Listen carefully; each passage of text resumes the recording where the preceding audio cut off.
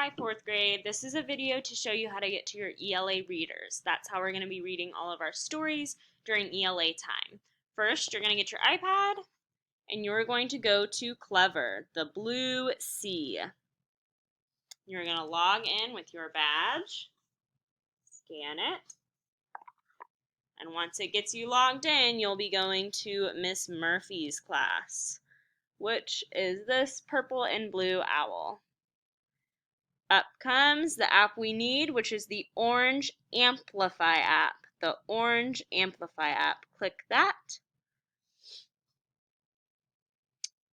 It will take you directly to this page, which you're going to click on Library, the big middle purpley blue button. Library. We're in Unit 1, so this is our reader. It has the hand with the pear in it. Click the blue button that says Read on the Unit 1. Now, at the top, you see those three blue little lines. Click that, and it pulls down all the options of the stories. So, for example, for today, we're reading A Good Lie, which has the 0 by it. You click A Good Lie, and it takes you right there.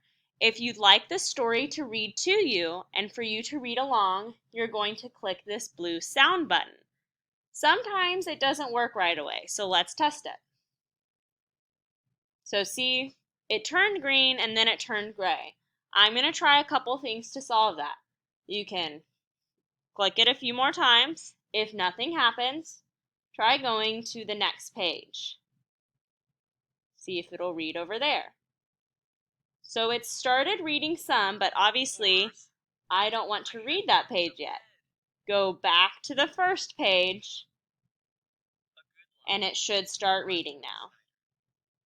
So now our problem's solved. Whenever you want it to stop reading, you tap it again, it turns red. So remember, if it doesn't start reading right away, try clicking over to the next page that has text on it.